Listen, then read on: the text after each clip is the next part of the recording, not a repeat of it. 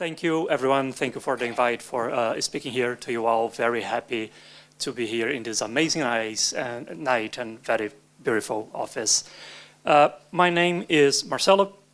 I'm a principal data product manager at Skyscanner, and I work mainly with what I call user data. So we collect a lot of data from our users, how they are using our websites, and then we transform this into meaningful insights, and eventually we activate that in analytics or personalization or marketing, whatever you have. I'm also like to call myself a founder in recovery. So I had a startup a long time ago, 7 years ago or so. We did all the jazz, raised money, have a team, 10 people-ish. Eventually, we decided to close the business for many, many reasons, but I love talking about startups. And I'm a Gen AI enthusiast. So 2 years ago, when we had this boom of Gen AI with ChatGPT and all other LLMs, I was really into that for 2 big reasons. One, I'm a tech geek. I love this new stuff.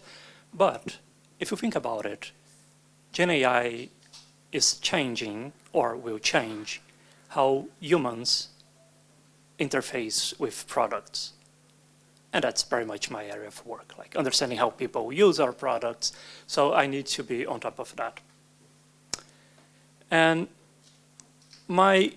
what I want to talk about today is how user data can help your applications to deliver lasting value. And lasting value is very important here. But as you know, I work with personalization as one of the things I do, and I want to hear from you and tailor this talk to you. So I know it's a very, very first thing we are doing here, but I will ask for a show of hands. Please don't be shy. Who here have built or played with a Gen AI app? Nice, nice, a lot of people. Now, keep your hands up. Thumbs up or down. Up if your app has a good retention. People are coming every day, coming back to that. Thumbs down if it's a one and done. People just use and leave. Okay, mix, nice. We are not alone, guys. Sequoia did a research in 2023 showing the DAU over MAU for Gen AI application is 14%. DAU stands for daily active users and MAU monthly active users. And this metric is basically usually what we use for stickiness in consumer-facing apps. 14% means 14% of your users that use your app in the month are using this daily. As a reference, consumer-facing apps they range between 60 and 85%. 85% to have like WhatsApp, that people come back every day basically. 14% we have a long way to go in Gen AI. And my question was, why? Like since 2023, I'm exploring a lot and thinking, why people don't come back to this? And again, I will ask you for your input for 2 reasons. One, because it's fun. And the second one is because I want to learn from you. I have a list on the next slide of 16 points that I've noticed, I've observed, but I want to learn from you. So anyone brave enough to raise their hand and tell me why people don't stick in Gen AI apps? Please. Would you like to start? No, I think we can hear you. I can hear you. Okay, so I think they have different expectations and outputs, and the output always have some hallucinations, or it has some guardrails that they did not expect. Yep, very good. I have it there, but good call. Yep. It's a very competitive space, so someone better comes up, maybe gives better goodies than the one we looked at, and covers more grounds than the one you just looked at, so you're going to soon lose. Absolutely. Yeah, you're going to soon lose your stickiness if you don't stay. Yeah, very easy to change from one to another, lower barrier cost. Just 1 second. Yeah, I mean, from a user's point of view, when I try to use it, it's anything large, it gets very complicated. The basic one, for ChatGPT now have projects, you can move your files in and ask questions. and it gets crazy and slow, so slow that you want to do it manually. And I'm a paid user, so I don't know what else I can do to speed it up. So it adds frustration and you want to just leave it. Absolutely. Okay, we'll pass the mic. Anyone else? You, I'll Mr. speak loudly. Is this Sorry. I won't speak loudly now. So is this just in the context of development, or is this finished apps that the end users, you know, any end user Any will end use? user. Yeah, so I guess the trouble with that is the question itself is quite broad. So depending on what the app is aiming to give you is going to cause a big skew as well. So like in terms of like, you know, AI in terms of generating code for things, that might not be as successful as, say, someone who's looking for an emoji or whatever to be created for themselves. So Yeah. they're completely different. But I think we have a very applications. good example that I'll touch on that, like coding and vibe coding. It's a very good thing. Okay, maybe one more? Yep. Okay, two more, okay. I wanted to add something else to it is, I think the user experience is also another element here. If you make an app that looks pretty much like what somebody else has made and what they also deliver as results, then obviously you don't have a value differentiator, right?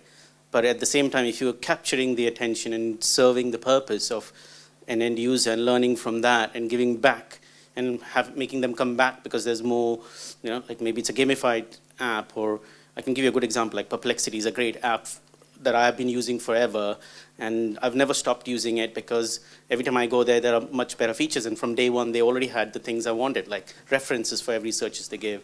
They do the web searches for you. They give you like hundreds of models. They give you all the top 10 models, and deep research is free, 5 of them, so I can just go endless, Absolutely, right? yes. So if you look at the UI of Perplexity, it started simple, it's still simple, it's very easy to use, and I have the app on my mobile phone. I'm not going to uninstall it simply because it gives me everything I get for Nice. free that Yep. you know, I wouldn't get on OpenAI's Yep. or Claude's services. Cool, yeah, thank you. Last one maybe? And I would say if your application is doing one thing and one thing only, how many times you are going to use it every month? So let's say, oh, you have a picture and you want to remove somebody from the background.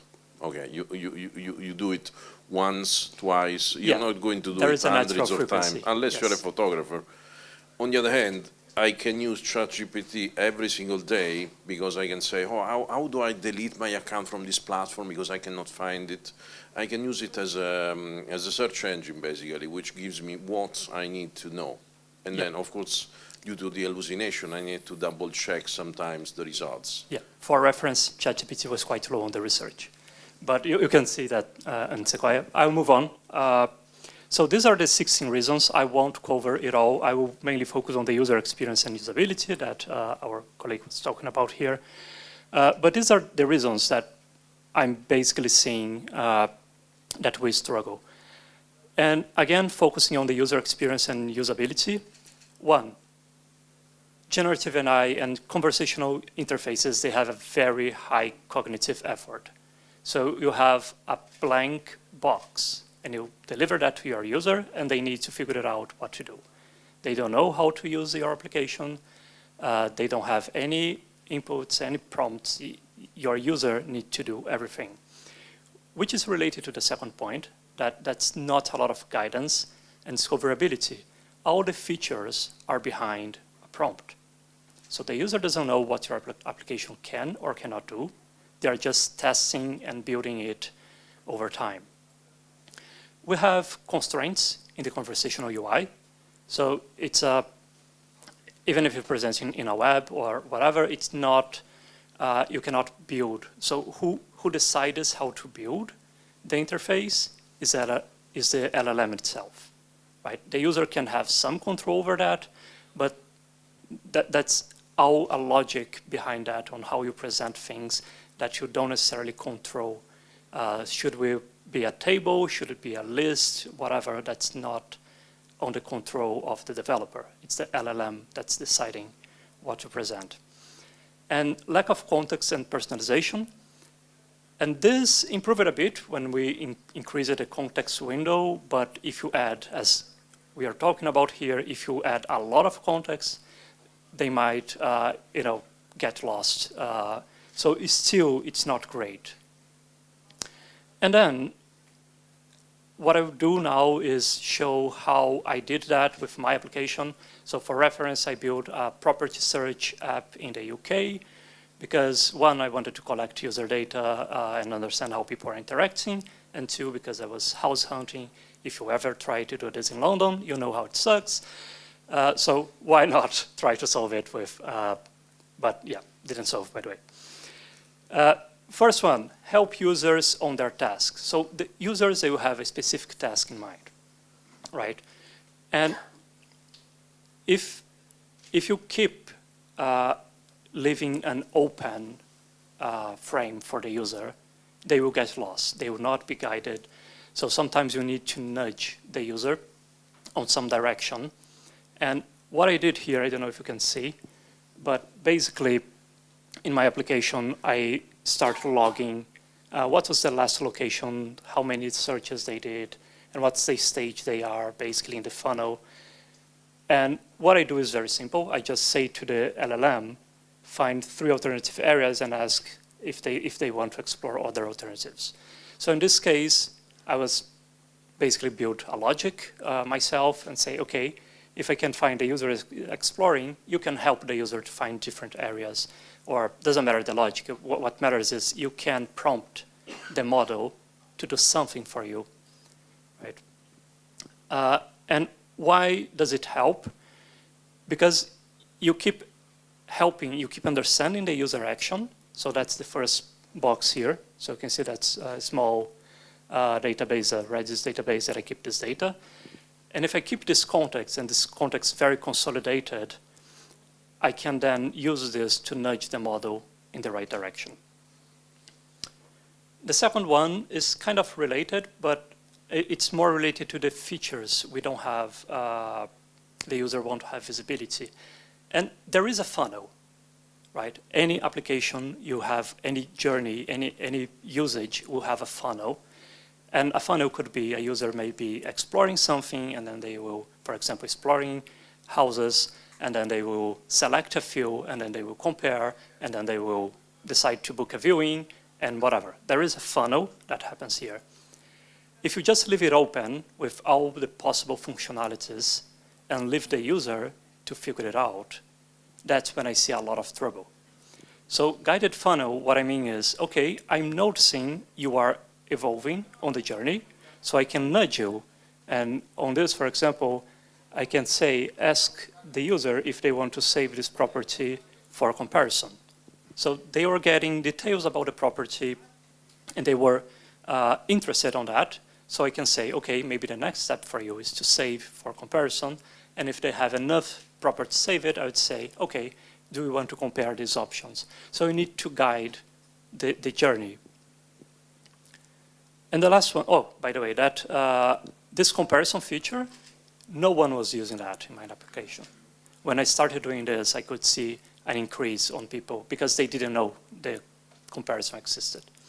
So when I did that, they started seeing this, being exposed to this feature.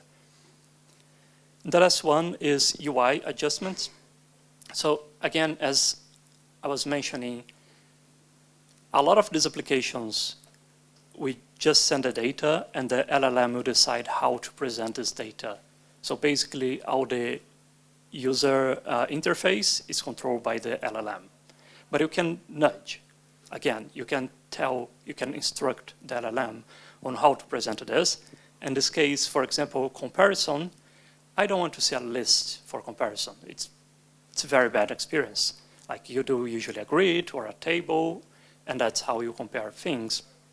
And then I just said, please present this as a table or format this as a table, and then the LLM will pick this up and then do a proper work. So these were the 3 experiments that I did.